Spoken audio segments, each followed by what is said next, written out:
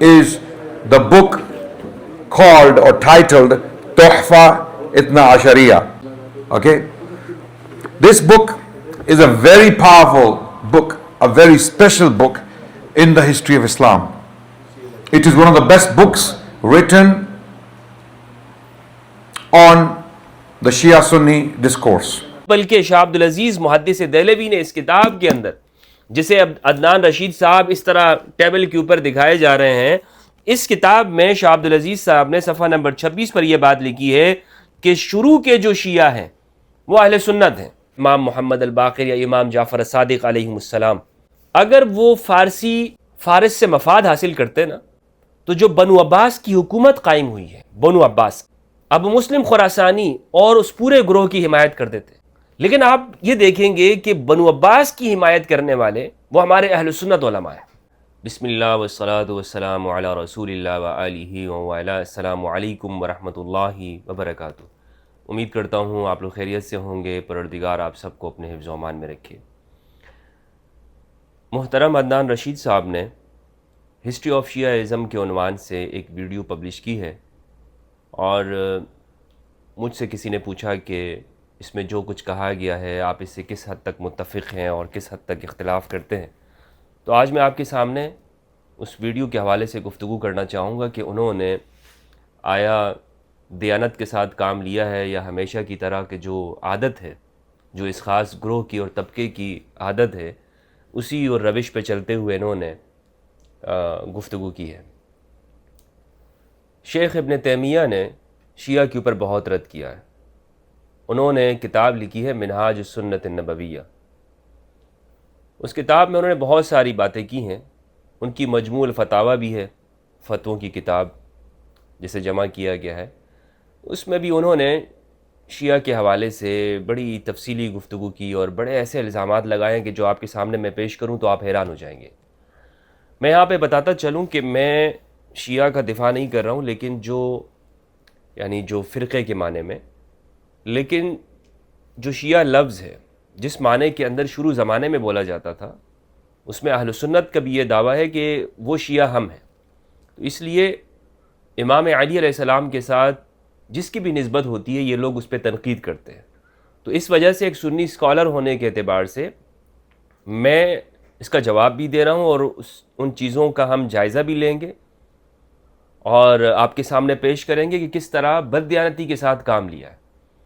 مثلا عدنان رشید نے وہاں پر تحفہ اثنا عشریہ رکھی سامنے، اور یہ تحفہ اثنا عشریہ ہے میرے پاس، اور یہ پرانا نسخہ ہے، یعنی معتبر ہے. اصل فارسی میں اس کو پھر اردو میں ترجمہ کیا گیا ہے. یہ کتاب انہوں نے سامنے رکھی اور شیعہ کے عقائد کے حوالے سے گفتگو کی ہے. شیعہ کے بہت سارے عقائد ہیں، اور لازمی بات ہے کہ کچھ سے آپ کو اتفاق ہوگا، کچھ سے اختلاف ہوگا. اور میں یہاں پر کسی فرقے کی حمایت یا مخالفت میں نہیں بیٹھا ہوں. ہمیں یہ کوشش ہونی چاہیے، اور میری ہمیشہ یہ کوشش ہوتی ہے کہ ہم جو دیانت کے ساتھ مسائل کا تجزیہ کریں کہ کہاں پر ہم سنی ٹھیک ہیں اور کہاں پر شیعہ غلط ہیں، کہاں پر شیعہ ٹھیک ہیں اور ہمارے عقائد کے اندر بہت سی چیزیں اضافہ کی گئی ہیں اور ہم غلط ہیں. کیونکہ ہمارے جو اکابر ہیں، جو مختلف فرقوں کے ہیں، وہ کوئی معصوم تو ہے نہیں، تو اس لیے ان سے بھی غلطی ہو سکتی ہے. تو عدنان رشید صاحب نے کام کیا ہے اس پوری ویڈیو کے اندر، یعنی آپ اندازہ لگائیں کہ شیعہ پر تنقید کرتے ہوئے یہ کوئی تک ہی نہیں بنتی ہے، یہ کوئی طریقہ ہی نہیں ہے کہ آپ اس کتاب کو لے کر بیٹھ جائیں کہ جو شیعہ مخالفت میں لکھی گئی ہے. مثلا ایک شخص آپ کا مخالف ہے، مخالف جماعت کا ہے، وہ آپ کے خلاف کتاب لکھتا ہے، اور کوئی شخص آ کر یہ کہتا ہے جناب کہ آپ کے بارے میں فلاں شخص یہ کہتا ہے، تو کیا اس بات کا اعتبار کیا جائے گا؟ ہرگز اعتبار نہیں ہوگا. یعنی ہونا یہ چاہیے تھا کہ یہ اصول اربعہ کو، شیعہ کی جو حدیث کی کتابیں ہیں انہیں سامنے رکھتے، اصول کافی کو رکھتے کہ اس میں جو عقائد بیان کی گئے ہیں اور جو کچھ وہاں پر نظریات لکھے گئے ہیں، آیا وہ قرآن و سنت کے مطابق ہے یا نہیں، اہل البیت کی تعلیمات سے موافقت رکھتے ہیں یا نہیں. یہ طریقہ ہوتا تو پھر ان کی بات سنی جاتی اور اس میں کوئی وزن بھی ہوتا. لیکن انہوں نے ایسا کام کیا ہے، مثال کے طور پر آج ایک شیعہ بیٹھ جائے اور ویڈیو کے سامنے، اور وہ علامہ ہلی کہ جو کہ شیعہ کے علماء تھے منہاج الکرامہ لے کر بیٹھ جائے اور وہ شیعہ یہ کہے کہ دیکھیں تمہارے بارے میں یہ تاریخ ہے، تمہارے بارے میں یہ ہے، تو لہٰذا تم غلط ہو، تمہارے عقیدے تو ایسے ہیں، تو کیا اس شیعہ کا اعتبار ہوگا؟ آپ کہیں گے کہ اس کا اعتبار نہیں ہے، اس لیے کہ یہ علمی طور پر، علمی میزان کے اوپر یہ بات پوری نہیں اترتی کہ مثال کے طور پر میں یہ کتاب جو کہ ایک سنی محدث ہیں شاہ عبدالعزیز محدث دہلوی انہوں نے لکھی ہے اور شیعہ عقائد کے اوپر، لہٰذا اب آپ اس میں سے یہ شیعہ کی ہسٹری بھی بیان کر رہے ہیں اور شیعہ کی تاریخ بھی، اور اس لفظ کے اعتبار سے بھی کہ جناب یہ لفظ اور یہ لوگ ایسے ہیں کہ جو بعد کے زمانے میں ایجاد ہوئے ہیں اور یہ فرقہ تو بعد کے زمانے میں بنا ہے۔ کچھ چیزیں میں آپ کے سامنے پیش کرنا چاہوں گا۔ پہلے تو یہ جو عام طور پر لوگوں کے دماغ میں یہ بات پائی جاتی ہے کہ شیعہ لفظ جیسے ہی آ جاتا ہے ہم یہ سمجھتے ہیں کہ یہ بعد کے زمانے میں کوئی فرقہ ایجاد ہوا ہے، حالانکہ یہ بات غلط ہے۔ عربی زبان میں یہ جماعت کو کہتے ہیں، اور پہلے زمانے کے اندر امام علی علیہ السلام کی جو جماعت تھی، آپ کے ساتھ جو لوگ رہے تھے، ان کو شیعان علی کہا جاتا تھا۔ اور یہ کیوں کہتے تھے؟ اس لیے کہ صحابہ میں تقسیم ہو گئی تھی، علی کے ساتھ ہی، علی کے ساتھ ہیں یا علی کے ساتھ نہیں ہیں، یا کچھ لوگ نیوٹرل ہو گئے، الگ ہو گئے۔ اسی لیے ہمارے جو علماء کرام ہیں، خاص طور پر جنہوں نے صحابہ کرام کی بایوگرافی لکھی ہے، انہوں نے یہ کتابیں کیوں لکھی ہیں؟ مثلا ابن عبد البر الاندلسی نے الاستیعاب فی معرفت الاصحاب کیوں لکھی ہے؟ آپ اگر اس کتاب کو پڑھیں گے نا، کہ جس میں ہزاروں صحابہ کرام کی حالات زندگی ہے، تو آپ کو یہ بات معلوم ہوگی کہ ابن عبد البر یہ جاننے کی کوشش کر رہے ہیں کہ ان ہزاروں صحابہ کرام میں کون علی کا ساتھی ہے اور کون علی کے ساتھ نہیں تھے ان جگہوں کے اندر۔ اس لیے وہ جہاں پر کسی صحابی کے حالات زندگی کو ذکر کر رہے ہوتے ہیں تو وہاں پر کہتے ہیں کہ یہ استشہد فی الصفین، یا یہ شخص علی کے ساتھ تھے جمل میں، یا یہ شخص وہ ہیں کہ جو علی سے منحرف ہیں۔ یہ ابن عبد البر کا کمال ہے، کیونکہ وہ یہ جاننا چاہتے، اور ہر شخص یہ جاننا چاہتا ہے، ہر مسلمان، کہ شروع زمانے کے اندر سیدنا امام علی علیہ السلام کے ساتھ کون شخص تھا اور کون شخص نہیں تھا۔ تبھی ہمارے علماء نے اس پر کتابیں لکھی ہیں، اور اسی میں ہمیں یہ بات نظر آتی ہے کہ امام علی علیہ السلام کی ایک مکمل جماعت تھی، صحابہ کرام، فقہاء، تابعین، تبع تابعین، یہ وہ لوگ کہ جو ان میں ایسے افراد تھے کہ جو علی کے ساتھی تھے خود۔ بلکہ شاہ عبدالعزیز محدث دہلوی نے اس کتاب کے اندر، جسے اب عدنان رشید صاحب اس طرح ٹیبل کے اوپر دکھائے جا رہے ہیں، اس کتاب میں شاہ عبدالعزیز صاحب نے صفحہ نمبر 26 پر یہ بات لکھی ہے کہ شروع کے جو شیعہ ہیں وہ اہل سنت ہیں۔ میں آپ کو یہ بتاتا چلوں، یعنی یہ بڑی حیرت کی بات ہے، عدنان رشید صاحب کس طرح سے آپ کے سامنے یہ کتاب رکھ رہے ہیں، اور وہ یہ رکھ کے آپ کے سامنے شیعہ کا، یعنی میں یہاں پہ فرقے کی بات نہیں کر رہا، شیعہ بمانا علی کے دوست، تو وہاں پر ان کو غلط قرار دے رہا ہوں۔ مثال کے طور پر یہ لکھتے ہیں کہ پہلا فرقہ ان مخلصین اور جانثار ساتھیوں کا ہے جو اہل سنت والجماعت کے مقتدا اور پیشوا ہیں۔ یہ حضرات اصحاب کبار، ازواج مطہرات کی اخشناسی اور ظاہر و باطن کی پاسداری، نیز جنگ و جدل کے باوجود سینہ کو بے کینہ اور پاک و صاف رکھنے میں جناب علی مرتضیٰ رضی اللہ عنہ کے قدم بقدم رہے۔ ان کو ہی شیعان اولا اور شیعان مخلصین کہتے ہیں۔ یہ کون لوگ ہیں؟ کہ جو امام علی علیہ السلام کے ساتھ رہے، شیعان اولا، پہلے دور کے شیعہ۔ تو اب عدنان رشید صاحب آپ یہ بتائیں کہ آپ نے جو کہا کہ یہ بعد کے زمانے میں شیعہ فرقہ وجود میں آیا گیا، اور اسے فارسی ذہنیت کو سامنے رکھتے ہوئے کہ فارسی لوگوں کے ساتھ چونکہ اسلام پھر فتوحات ہوئیں اور فارس کے لوگ بھی اسلام میں آئے، تو انہی سے متاثر ہو کر یا ان لوگوں نے پھر کیا کیا، اس فرقے کو ایجاد کرنے میں ان کا بڑا مرد دخل ہے۔ تو یہ مجھے بتائیں، شاہ عبدالعزیز صاحب اسی کتاب میں لکھتے ہیں کہ یہ اہل سنت کا نام ہے۔ اب میں یہاں پر پہلا سوال کرنے جا رہا ہوں عدنان رشید صاحب سے اور ان کے پورے قبیلے سے، خاص طور پر خوارج سے اور وہابیہ سے۔ سوال یہ ہے، مجھے آپ بتائیں کہ شاہ عبدالعزیز محدث دہلوی، جن کی کتاب کو آپ یہ کہہ رہے ہیں کہ بہت عمدہ ہے اور آپ نے ٹیبل پہ رکھی ہے اور لوگوں کے سامنے بطور آئیڈیل اور نمونہ کے پیش کر رہے ہیں، اسی کتاب کے اندر یہ لکھا ہے کہ پہلے دور کے سنیوں کا نام شیعان اولا یا شیعان مخلصین ہے۔ آج آپ کیا یہ جرت کر سکتے ہیں کہ خود کو سینے پر ہاتھ رکھ کر کہیں کہ ہم شیعہ ہیں؟ یعنی اہل سنت تو بات کی بات ہوئی نا، پہلے تو شیعہ لفظ ہو گیا، آپ کو کیا آپ یہ کہہ سکتے ہیں؟ چلیں آپ اس معنوں میں نہ کہیں، اور میں بھی اس معنوں میں یہ کوئی حمایت کا یا کوئی آپ کو جواب نہیں دے رہا ہوں کہ جس معنوں کے اندر شیعہ فرقہ ہے، لیکن شیعہ لفظ کے طور پر کیا یہ جرت آپ کر سکتے ہیں، آپ اور آپ میں سے جتنے بھی حضرات ہیں، کہ وہ کل سے اپنے آپ کو کہنے لگے کہ ہم شیعہ ہیں؟ تقریر کرنے سے پہلے آپ جائیں اسٹیج پر بیٹھیں اور آپ کہو کہ بھائی ہم پہلے زمانے کے شیعہ اور شیعہ مخلصین ہیں، وہ چھوڑیں بات کی بات ہے کہ جناب کیا یہ شیعہ فرقہ کیا، ان کے عقیدے کیا ہیں، کیونکہ شروع کے زمانے میں تو شیعہ ہی تھے، شیعہ موجود تھے۔ ایک سوال تو میرا آپ سے یہ ہو گیا۔ دوسری بات یہ ہے، اچھا یہ کتاب لکھی کیوں گئی ہے؟ یہ گفتگو تھوڑی سی طویل ہو سکتی ہے، لیکن میں معذرت چاہوں گا، یہ موضوع میں چاہتا ہوں کہ بجائے اس کے کہ میں بہت مختصر کر دوں گفتگو کو اور بات جو ہے اس کا کوئی سیاق و سباق نہ ہو، تو بہتر یہ ہے کہ تھوڑی طویل ہو جائے گفتگو۔ لیکن اگر آپ توجہ کریں گے تو انشاءاللہ عز و جل کہ یہ جو فرقہ وارانہ عصبیت ہے، تعصب ہے، یہ کن لوگوں کے اندر ہے، اور جب یہ اس طرح کی گفتگو کرتے ہیں پھر میں جب ان کو جواب دیتا ہوں ڈھنڈورا پیٹنے لگ جاتے ہیں کہ مفتی ہمدرد آپ تو بس ہمیشہ اسی موضوع پہ بات کرتے ہیں۔ جناب آپ کو یہ 50 چینل نظر نہیں آتے؟ یہ 500 چینل آپ کو نظر نہیں آتے؟ یہ غامدی آپ کو نظر نہیں آتے جنہوں نے ادارہ کھول کر وہ ان کا صبح شام یہی کام ہے کہ اہل البیت کے خلاف گفتگو کرتے رہے؟ یہ عدنان رشید جیسے حضرات آپ کو نظر نہیں آتے؟ یہ دیگر حضرات بھی ہیں، میں اور ان کے نام نہیں لینا چاہوں گا، اس لیے آپ کو صرف مفتی ہمدردی کیوں نظر آتا ہے؟ اور میرے خیال میں یہ ہے کہ کوئی اور پھر جواب نہیں دے رہا ہوتا تو شاید یہ ہے کہ ہم ہی جواب دیتے ہیں، تو لوگوں کو بھی یہ بات سمجھ میں آتی ہے اچھا یار یہ ایک ہی بندہ ہے۔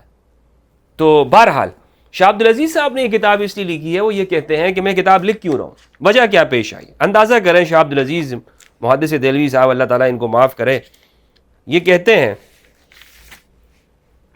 کہ حالت یہ ہو گئی ہے، اس کتاب کے لکھنے کی وجہ یہ ہے، اچھا 12ویں صدی کا بر صغیر کا عالم یہ ہے، 12ویں صدی کا اندازہ لگائیں کہ آج سے تقریباً کوئی 280 سال پہلے کی بات ہے، تو اس میں لکھ رہے ہیں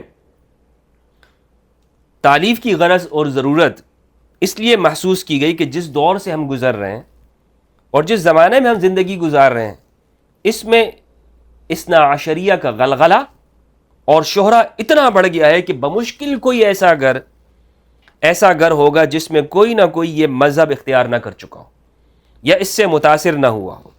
یعنی اسی لیے یہ تحفہ اثنا عشریہ لکھ رہے ہیں، شیعہ کو جواب یا شیعہ کو تحفہ، کہ شاہ عبدالعزیز محدث دہلوی کے زمانے میں 12ویں صدی میں گھر گھر میں شیعیت پہنچ چکی تھی، تو انہیں خوف لائق ہوا کہ بھائی لوگ تو دھڑا دھڑ شیعہ ہو رہے ہیں تو لہٰذا اب وہ کتاب لکھ لیں۔ یعنی یہ ایک رد عمل کی نفسیات کے تحت لکھی گئی ہے، یہ اس لیے نہیں لکھی گئی کہ اپنے عقائد کو آپ کے سامنے پیش کریں یا شیعہ فرقوں کو وہ سامنے رکھ کر، بلکہ ایک رد عمل کی نفسیات ہوتی ہے۔ دیکھا جاتا ہے کہ بھائی یہ اتنے بڑھ رہے ہیں، شیعان علی اتنی کثرت کے ساتھ ہو رہے ہیں، اور شیعان علی کا یہ یعنی امام علی علیہ السلام کی کرامت ہے کہ ہر زمانے میں دور میں ان پر بڑی سختیاں اور پابندیاں بھی ہوئیں، لیکن پھر یہ ایک ایسے اٹھے اور پھیل جاتے ہیں اور پھیلتے چلے جاتے ہیں، پھر لوگ خوف میں آ جاتے ہیں، پھر ان کے خلاف ایک شروع ہو جاتی ہے تحریری طور پر، تصنیفی طور پر، میڈیا کے ذریعے سے اور گفتگو کے ذریعے سے کتابیں لکھی جاتی ہیں، رسالے وغیرہ، اور کہا جاتا ہے کہ یہ زندیق ہیں، رافضی ہیں اور ان کا اسلام سے کوئی تعلق نہیں ہے۔ تو یہ بالکل اسی رد عمل کے تحت لکھی گئی۔ انہوں نے کہا کہ بھائی یہ تو گھر گھر میں شیعت پہنچ چکی ہے، تو اب لہٰذا کچھ ایسے عقیدے جو ہیں اس پر گفتگو ہونی چاہیے۔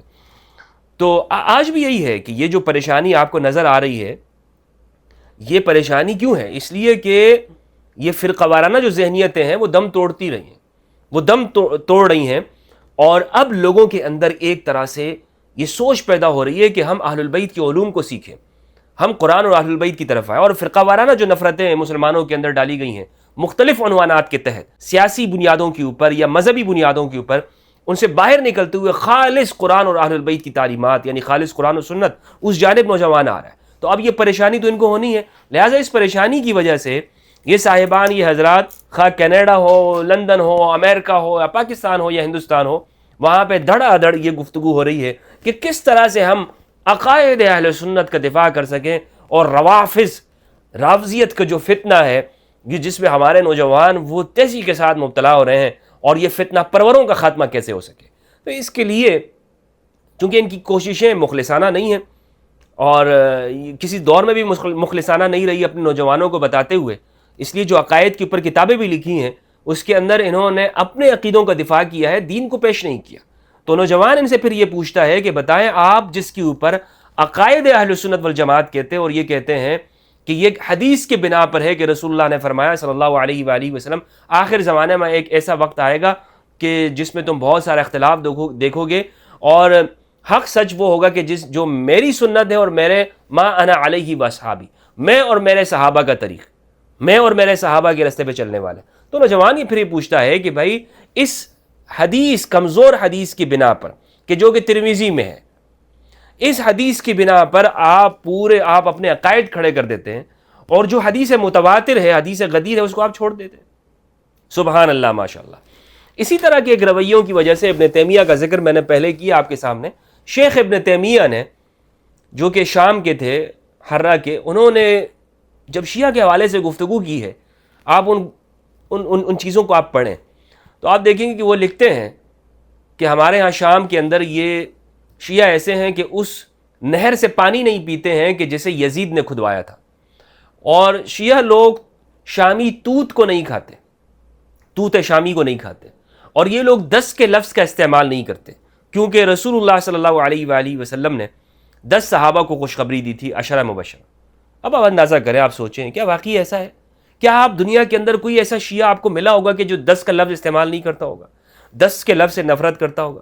ممکن ہے کہ ابن تیمیہ کے زمانے میں انہیں کسی کوئی مسکین، کوئی عاجز قسم کا آدمی ہو کہ جو 10 کے لفظ کو اس نے ایک دفعہ بول دیا ہو کہ بھائی یہ مجھے پسند نہیں ہے، اسی کو ابن تیمیہ نے اٹھا کر شیعہ کا عقیدہ بنا دیا، اور پھر اس پر پوری کتاب کے اندر 5-6 صفحے لکھ دیے کہ جناب 10 کے لفظ کی قرآن و سنت کے اندر کیا فضیلت اور کیا اہمیت ہے.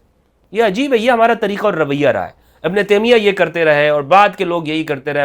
ابن القیم الجوزی، ابن القیم نے بہت تھوڑا کام اس طرح کیا، لیکن ابن کثیر کو آپ دیکھ لیں، یا پھر آگے محمد بن عبد الوہاب نجدی، یہی طریقہ رہا کہ آپ ان چیزوں کو لیں کہ جو مثال کے طور پر عام لوگوں کے اندر پھیلی ہوئی ہوتی ہے بات، اور اسے چسپا کر دیں شیعہ پر، پھر اس کے جوابات لکھیں. اب یہاں پر جو عام طور پر یہ گفتگو ہوتی ہے اور اس کو آگے بڑھایا جاتا ہے کہ یہ فارسی تہذیب کے اثرات ہیں. میں آپ کو حقیقت بتاتا چلوں کہ اگر آپ شیعہ کتابوں کا مطالعہ کریں گے، آپ شیعوں کے ساتھ بھی رہیں گے، حتیٰ کہ ایران کے اندر بھی یا عراق میں اور کہیں پر بھی شیعہ حضرات، تو آپ کو یہ نظر آئے گا کہ ان کے اوپر عربی کلچر کا بہت غلبہ ہے. ابھی تک تو آپ نے یہ بات سنی ہوگی کہ ان پر فارسی کلچر کا غلبہ ہے. میں آپ کو حقیقت بتاؤں، ان کے ائمہ سارے کے سارے عربی ہیں، مدینہ کے رہنے والے ہیں. 12 اماموں میں سے ایک مجھے آپ بتا دیں کہ جو فارسی ہو. کوئی فارسی نہیں ہے، سارے رسول اللہ کی نسل ہے صلی اللہ علیہ وآلہ وسلم. مدینہ سے ان کا تعلق ہے، مدینہ سے نکلنا بھی نہیں چاہتے تھے وہ، ان کو تو زبردستی مدینہ سے نکالا گیا ہے، زبردستی وہاں مدینہ سے جلا وطن بھی ہوئے، اور وہاں سے بڑے طریقوں کے ساتھ وہ مدینہ سے ان کو باہر لے جایا گیا. سارے عرب ہیں. جبکہ آپ اس طرف اہل سنت کو دیکھیں تو اہل سنت کی جتنی بھی حدیث کی کتابیں، اکثریت سیاہ ستہ کے تو سارے کے سارے 6 کتابیں صحیح ایرانی ہیں، فارسی ہیں. حتیٰ کہ فقہا ہمارے حنفیوں کے تو زیادہ سارے ماوراء النہر کے، بدخشانی ہے، کوئی حراتی ہے، جیسے ملا علی قاری مشکات شریف کی شرح کی ہے، حرات افغانستان کے. صوفیہ ہمارے اکثر، اہل سنت کی میں بات کر رہا ہوں، وہ فارسی ہیں، ایران کے، خراسان کے، افغانستان کے، بدخشاں کے، ماوراء النہر کے، ان علاقوں کے لوگ ہیں. سنیت کی اکثریت یعنی تابعین، تبع تابعین، فقہا، علماء، مصنفین، محدثین، اکثریت اہل سنت والجماعت کی وہ فارسی اور فارسی تہذیب کے لوگ ہیں. جبکہ دوسری جانب شیعہ حضرات کی میں آپ کو بتاتا چلوں کہ شیعہ مذہب کی، شیعہ جو فرقہ یا شیعہ جو لوگ ہیں، ان میں اکثریت ان کے علماء، ائمہ تو سارے کے سارے اہل البیت علیہم السلام، اور بعد میں بھی اکثریت ان کے وہ عراق کے ہیں. عراق ارض السواد ہے. عراق جو ہے وہ عربی حضارت اور تہذیب کے عربیت کے اوپر ہے. اور پھر دوسرے آپ یہ مدینہ میں اکثر ہے. اور شروع کے جو متقدمین ہیں جن سے حدیثیں آگے چلی ہیں وہ عرب کے ہیں، حجازی ہیں. یہ پورا ایک الگ موضوع بن سکتا ہے، لیکن پھر بھی پتہ نہیں کیا وجہ ہے. میں یہ نہیں کہہ رہا ہوں کہ کوئی قوم اگر مثال کے طور پر فارس سے ہے تو وہ کوئی وہ اس کا تعلق فارسی تہذیب کے ساتھ ہو گیا تو وہ اس کی فضیلت کم ہو گئی، یا اگر عرب کے ساتھ ہو گیا تو اس کی فضیلت بڑھ گئی. لیکن کہنے کا مقصد یہ ہے کہ جب ہم اس طرح کی بات کریں گے کہ یہ شیعہ مذہب یہ فارسی تہذیب سے آگے آیا ہے، تو پھر یہ جواب بنتا ہے.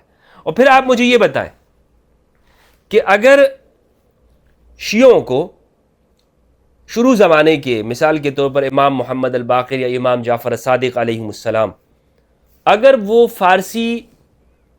فارس سے مفاد حاصل کرتے نا، تو جو بنو عباس کی حکومت قائم ہوئی ہے، بنو عباس کی، ابو مسلم خراسانی اور اس پورے گروہ کی حمایت کر دیتے. لیکن آپ یہ دیکھیں گے کہ بنو عباس کی حمایت کرنے والے وہ ہمارے اہل سنت علماء ہیں، وہ ہمارے اہل سنت ہیں. احمد بن حنبل نے متوکل عباسی کی حمایت کی، اس زمانے کے اندر ہیں.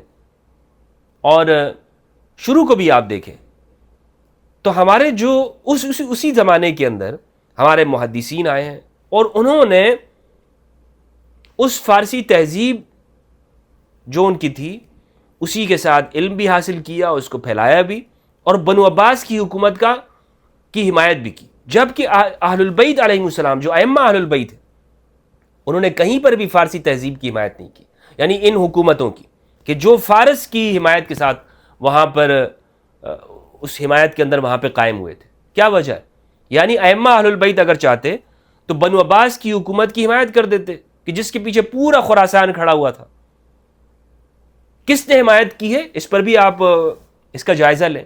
تو یہ کہنا کہ شیعہ نے یا ائمہ اہل البیت نے وہاں پر فارسی لوگ، ان کا غلبہ ان کے اوپر زیادہ تھا، اس لیے فارسی تہذیب جو ہے اس کی پیداوار ہے شیعیت، یہ بالکل غلط بات ہے، خلاف انصاف بات ہے، بالکل غلط بات ہے. اچھا، قرآن مجید فرقان حمید میں اس شیعہ کے لفظ کے حوالے سے یہ لفظ استعمال ہے. میں نے غالباً پہلے بھی شیعہ لفظ کے حوالے سے گفتگو کی ہے کہ یہ قرآن میں کہاں پر ہے اور کس معنوں کے اندر ہے، اور وہاں بھی میں نے یہ عرض کیا تھا کہ فرقے کی حمایت مقصود نہیں ہے. مقصود کیا ہے؟ جب ہم یہ کہتے ہیں کہ شیعہ تو ایجاد ہی ابن سبا نے کیا ہے، شیعہ فرقہ تو یہ بعد کے زمانے میں اسلام کے خلاف ایجاد ہوا ہے اور یہودیوں نے ایجاد کیا ہے، اور یہ ایک فرقہ ہے، اور اسلام میں کوئی سنی شیعہ نہیں ہے، اور شیعہ تو جناب اس لفظ کی ہی نفرت ڈالنے کی کوشش کی گئی. تو پھر میں نے وہاں پر جواب دیا تھا، اور آج بھی میں یہ بات کرتا ہوں. سورۃ الصافات اور آیت نمبر ہے 83، اللہ سبحانہ و تعالیٰ نے ارشاد فرمایا وَإِنَّ مِن شِيعَتِهِ لَإِبْرَاهِيمَ، اور نوح کے شیعہ میں سے البتہ ابراہیم ہے. نوح کے شیعہ یعنی حضرت نوح علیہ السلام ایک بطور ایک قائد کے ہیں یا ایک رہنما کے ہیں، اور ان کے بعد جو انبیاء اور پیغمبر آ رہے ہیں حضرت ابراہیم علیہ السلام تک، اور بعد میں بھی حضرت ابراہیم کا ذکر یہاں پر خاص طور پر اس لیے کیا گیا کہ وہ حضرت ابراہیم وہ مختلف تہذیبوں، ثقافتوں اور بہت سارے ادیان وہ ان کو مانتے ہیں. تو حضرت ابراہیم علیہ السلام یہاں پر ایک مرکزی شخصیت ہے. تو حضرت ابراہیم کا تعارف کراتے ہوئے کہا کہ یہ نوح کے شیعہ میں سے، وَإِنَّ مِن شِيعَتِهِ لَإِبْرَاهِيمَ، ابراہیم نوح کے شیعہ ہے. یعنی کیا مطلب ہے کہ انبیاء کرام کی قدسی جماعت کے لیے اللہ سبحانہ و تعالیٰ نے شیعہ لفظ کو استعمال کیا اور پسند کیا. اگر یہ شیعہ لفظ برا ہوتا خدا کی نگاہ میں، اگر یہ شیعہ لفظ خدا کی نگاہ میں معیوب ہوتا، تو انبیاء کرام کی قدسی جماعت کے لیے قرآن مجید فرقان حمید میں یہ ہرگز آیت نہ ہوتی وَإِنَّ مِن شِيعَتِهِ لَإِبْرَاهِيمَ، کہ نوح کے شیعہ ابراہیم ہے. تو یہاں پہ سوال یہ بنتا ہے کہ شیعہ لفظ تو پھر بھی قرآن مجید کے اندر موجود ہے. مجھے آپ یہ بتائیں کہ میں پھر شیعہ حضرات کے اوپر تنقید کرتے ہوئے اس لفظ کی برائی کیوں کروں؟ مثال کے طور پر درس کے اندر ہمارے جب زمانہ طالب علمی میں ہمارے ایک استاد نے ایک واقعہ بیان کیا تھا، بلکہ یہ نفحۃ العرب کے اندر شیخ اعزاز علی انہوں نے لکھا بھی ہے رحمہ اللہ، دارالعلوم دیوبند کے تھے. ایک آدمی کا واقعہ لکھے بطور ایک لطیفے کے طور پہ، ایک لطیفے کی طرح، کہ وہ کہتے تھے کہ مجھے اس شین کا لفظ جہاں پہ بھی آیا ہے نا تو اس میں برائی ہوتی ہے. مثال کے طور پر شیطان کے شروع میں شین ہے، شر کے شروع میں شین ہے، اور بہت ساری چیزیں وہ گنواتے ہیں. پھر کہتے ہیں کہ دیکھیں شیعہ کے شروع میں بھی شین ہے، تو لہٰذا یہ برا لفظ ہے. تو جب یہ رویہ ہوتا ہے اور مدارس کے اندر یہ کتابیں بھی پڑھائی جاتی ہیں، تو آپ مجھے بتائیں کہ یہ لفظ قرآن مجید کے اندر مستعمل ہے، اور قرآن میں یہ نہیں کہ قرآن میں یہ یہاں پر ایسے معنوں میں ہو کہ جس کی مدح نہ کی جا رہی ہو. قرآن اس لفظ کو انبیاء کرام کے لیے استعمال کر رہا ہے، انبیاء کرام کی قدسی جماعت کے لیے، ان کی پاکیزہ جماعت کے لیے، کہ یہ شیعہ ہیں، شیعہ نوح ہیں، نوح کے شیعہ، نوح کی جماعت. تو لہٰذا اس لفظ کے حوالے سے بھی جو وسوسہ ڈالا جاتا ہے اور یہ بتانے کی کوشش ہوتی ہے کہ یہ تو بالکل من گڑت اور بات کی جاتی ہے، یہ بھی غلط ہے. اچھا، عدنان رشید نے اپنی گفتگو کے اندر ایک بات کہی کہ میں نے آپ کے سامنے اس بات کا جواب دے دیا کہ وہ دعویٰ کرتے ہیں کہ کوفہ میں کچھ لوگوں نے ان دو اماموں، امام باقر، امام جعفر الصادق کے نام پر یہ مذہب گھڑا ہے، اور ان شیعہ کے پاس نبی کریم صلی اللہ علیہ وآلہ وسلم اور سیدنا علی کی براہ راست روایات کا فقدان ہے. اچھا، یہ جو سوال انہوں نے اعتراض جو قائم کیا، یہ اگر تحقیق سے دیکھا جائے تو ہمارے جو متقدمین ہیں ان کے پاس شیعہ راویوں کے علاوہ کوئی راوی نہیں بچتا. حتیٰ کہ جو شعبہ بن الحجاج ہیں ان کے بارے میں لکھا ہے کہ وہ ایک دفعہ بصرہ میں آئے تھے تو ان سے کہا گیا کہ آپ ثقہ لوگوں کی روایتیں ہمیں بیان کریں. تو انہوں نے کہا کہ بھائی اگر میں ثقہ لوگوں کی روایتیں بیان کروں تو ان میں سے پھر یہ 3-4 شیعہ ہیں نمایاں طور پر کہ یہ ان کی روایتیں تمہارے سامنے پیش کروں گا. قدیم زمانے میں یہ ہمارے اہل سنت کے پاس جتنا بھی ذخیرہ احادیث ہے، اس میں آپ دیکھ لیں بخاری مسلم کے اندر شیعہ راوی بھرے ہوئے ہیں. قدیم دور میں کیونکہ امام علی علیہ السلام ہیں وہ شخصیت کہ جنہوں نے علم حدیث کو بیان کرنے پر جو پابندی لگی ہوئی تھی اس کو اٹھا دیا تھا حدیث کو. کیونکہ آپ حضرت ابوبکر رضی اللہ عنہ، حضرت عمر، حضرت عثمان رضی اللہ عنہما ان کے زمانے میں دیکھیں تو مناظر حسن گیلانی نے بھی لکھا ہے کہ حدیث بیان کرنے کا جو پابندی لگائی گئی، بلکہ حضرت ابوبکر رضی اللہ عنہ نے تو باقاعدہ وہ جو 500 حدیثوں کا مجموعہ تھا ان کے پاس تھا. ام المومنین حضرت عائشہ رضی اللہ عنہ کی روایت ہے کہ ان کو جلا دیا تھا حضرت ابوبکر نے، حضرت ابوبکر رضی اللہ عنہ نے. اور پھر حضرت عمر کے زمانے میں بھی حضرت ابو ہریرہ کا بھی قول موجود ہے کہ یہ جو حدیثیں ہم بیان کر رہے ہیں اگر عمر کے زمانے میں ہوتے تو پھر ہمیں وہ درے لگائے جاتے. حضرت عثمان کے زمانے میں بھی یہ پالیسی برقرار رہی. مناظر احسان گیلانی نے لکھا ہے کہ بند دروازے کو علی نے کھولا ہے. تو امام علی کے پاس جو لوگ آتے تھے وہ شیعان علی، انہوں نے پھر آگے حدیثیں بیان کی. یہ عبدالرزاق صنعانی، یہ عبید اللہ بن موسیٰ العبسی الکوفی، یہ کون لوگ ہیں؟ سلمۃ بن الکحیل کون ہیں؟ حتیٰ کہ بعض لوگوں نے شعبہ بن الحجاج کو کہا ہے کہ یہ شیعہ ہیں. تو جو راوی ہیں وہ اکثر شیعہ ہیں، حتیٰ کہ اہل سنت نے بھی ان سے روایات کی ہیں. اب بات یہ ہے کہ شیعہ کتابوں کے اندر صرف جو الکافی ہے اس میں 16,000 روایات ہیں. بخاری کے اندر 7,274، مسلم میں 7,274، 4,000 ترمذی، اور اسی طرح آپ اصول اربعہ یعنی سیاہ ستہ کل کو ملا لیں اس سے زیادہ تو کافی کے اندر روایات ہیں. اور پھر یہاں ہم یہ سمجھتے ہیں کہ چونکہ میں سند بیان کروں گا تو مثال کے طور پر سند اگر ہم وہ بیان کریں اور رسول اللہ صلی اللہ علیہ وآلہ وسلم تک پہنچا دیں تو اس طرح میری بات جو ہے چونکہ یہ ایک ثقہ حضرات یہاں پہ شامل ہو گئے اس لیے یہ حدیث زیادہ صحیح ہو گئی ہے. یہ اگر ہم معیار رکھتے ہیں، اور دوسری جانب ہم یہ معیار رکھتے ہیں کہ امام صادق علیہ السلام یہ فرماتے ہیں کہ رسول اللہ صلی اللہ علیہ وآلہ وسلم کا عمل یہ تھا، اور درمیان میں سند نہیں ہے، تو اس کو دیکھتے ہوئے ہمارے لوگ یہ کہتے ہیں کہ دیکھیں یہاں پر تو ائمہ اہل البیت کی جو روایات ہیں اس میں تو رسول اللہ صلی اللہ علیہ وآلہ وسلم تک سند بھی موجود نہیں ہے. جبکہ ایک تو کئی ایسی روایات یہاں پر موجود ہیں کہ جو صحابہ کرام سے بھی مروی ہیں، لیکن صحابہ اس دور کے بیان کر رہے ہوتے ہیں کہ جس میں وہ خود موجود نہیں تھے. جیسے حضرت ابو ہریرہ رضی اللہ عنہ، حضرت عائشہ رضی اللہ عنہا معراج کا واقعہ بیان کرتی ہیں اور رؤیت باری تعالیٰ سے انکار کرتی ہیں، تو خود معراج کے موقع پر تو وہ موجود نہیں تھی. تو ایسے واقعات موجود ہیں. اب ان کو مراسیل صحابہ کہا گیا. یہ ایک علمی بحث ہے. میں یہاں پر اتنا عرض کرنا چاہتا ہوں کہ شیعہ کتابوں کے اندر جو حدیثیں ہیں وہاں پر سند کے بجائے اہل البیت کو معیار رکھا گیا ہے. یعنی امام صادق علیہ السلام اگر یہ کہتے ہیں کہ میں اسے اپنے آبا سے روایت کر رہا ہوں تو مجھے بتائیں ایک جانب یہ سند موجود ہو، قتادہ سے روایت کیا، ایوب سختیانی نے روایت کیا قتادہ سے، قتادہ اسے روایت کرتے حضرت انس سے، حضرت انس کہتے ہیں کہ رسول اللہ صلی اللہ علیہ وآلہ وسلم نے یہ عمل کیا، اور دوسری جانب یہ روایت ہو امام صادق علیہ السلام فرماتے ہیں کہ مجھے میرے والد امام محمد الباقر نے بیان کیا، وہ کہتے ہیں کہ مجھے میرے والد میرے ابا جان جناب علی بن الحسین سید سجاد نے روایت کیا، وہ کہتے ہیں کہ مجھے میرے والد جناب امام حسین علیہ السلام نے بیان کیا، وہ کہتے ہیں کہ مجھے میرے والد جناب امام علی نے بیان کیا، وہ کہتے ہیں کہ مجھے میرے بھائی محمد صلی اللہ علیہ وآلہ وسلم نے بیان کی، یا ان کو میں نے یہ کرتے ہوئے دیکھا.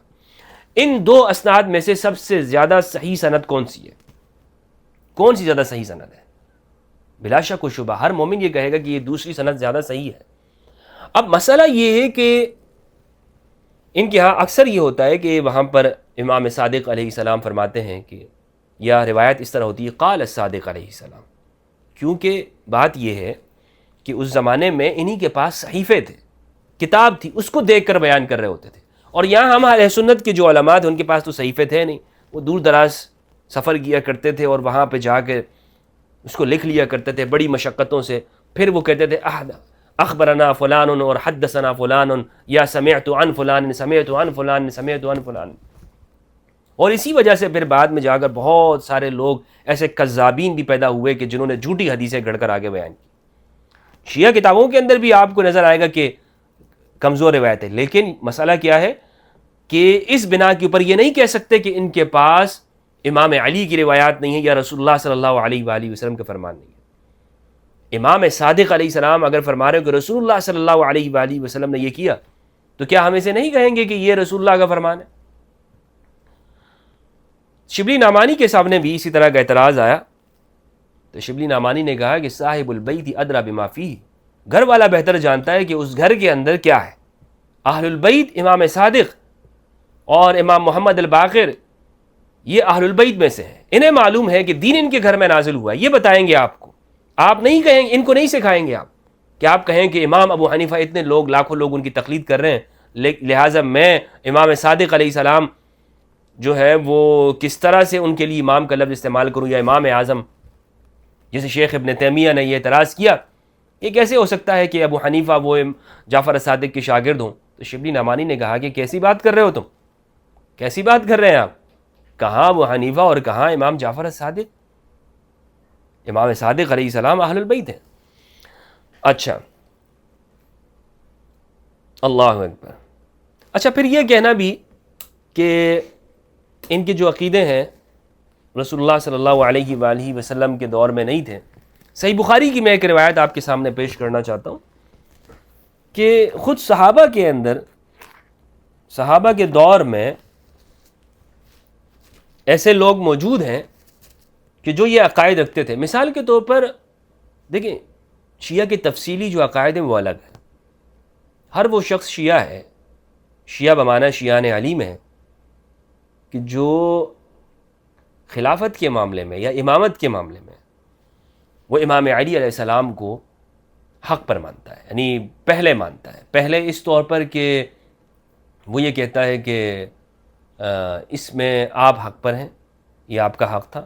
ہاں بعد میں مجبوریوں کی وجہ سے وہ جس طرح کہ صحابہ کرام رضوان اللہ علیہم نے بھی کہا کہ بس اختلاف اٹھ رہا تھا تو اس لیے ہم نے بامر مجبوری حضرت ابوبکر رضی اللہ عنہ کو خلیفہ ان کی بیعت کر لی بنا لیا. تو لیکن جو یہاں پر یہ کہتا ہے کہ میں امام علی علیہ السلام کا حق مانتا ہوں، اسے ہمارے محدثین نے شیعہ مانا ہے. اور کچھ تعریفوں کے اندر یہ ہے کہ جو تفضیلی شیعہ ہوتا ہے کہ جو شیخین کی فضیلت کے ساتھ بھی، یعنی حضرت ابوبکر کی فضیلت اور حضرت عمر کی فضیلت کا اقرار کرتے ہوئے بھی سیدنا امام علی کو سب سے افضل مانتا ہے، اس کو بھی شیعہ کہا جاتا تھا. لیکن جو ان کے عقائد ہیں یعنی وسیع ہونے کا یہ اس زمانے کے اندر پھیلا ہوا تھا. یہ ایسا نہیں ہے کہ آپ کہیں کہ یمن سے ایک یہودی اٹھ کے آیا اور اس نے مسلمانوں کے درمیان میں تفرقہ پیدا کرنا چاہا تو لہٰذا یہ اس لیے مسلمانوں کے اندر یہ عقائد آئے ہیں. یہ بالکل غلط بات ہے. بات کہ زمانے کے اندر جو تقسیمات ہوئی ہیں یا اختلافات ہوئے ہیں، خود شیعہ آگے جا کے تقسیم ہوئے ہیں، میں ان اختلافات کی بات نہیں کر رہا، میں یہ کہہ رہا ہوں یا ان عقائد کی کہ وہ جو آگے تفصیلات کے اندر موجود ہیں، اس میں پھر آپ جائیں تو آگے بہت تفصیلات ہیں. مثال کے طور پر جو جیسے نصیریہ کے اندر مختلف عقیدے ہیں، یا دروز ہیں تو ان کے کچھ عقائد ہیں، یا پھر اسماعیلیہ کچھ عقائد ہیں، یا شیعہ اثنا عشریہ کے اندر بنیادی جو عقیدے ہیں. مثال کے طور پر ائمہ کی طہارت کا، سیدہ زہرا البتول علیہ السلام کا حق پر ہونا، امام علی علیہ السلام کی ولایت کا اعلان غدیر خم کے موقع پر، غدیر خم سے حدیث ثقلین کا ہونا، حدیث غدیر کا ہونا، یہ بنیادی عقائد ہیں. تو امام علی علیہ السلام کے وسیع ہونے کا جو نظریہ ہے، یہ شروع زمانے میں خیر القرون قرنی، یعنی خیر القرون کے اندر لوگوں میں یہ بات پھیل گئی تھی. صحیح بخاری کی روایت ہے 2741.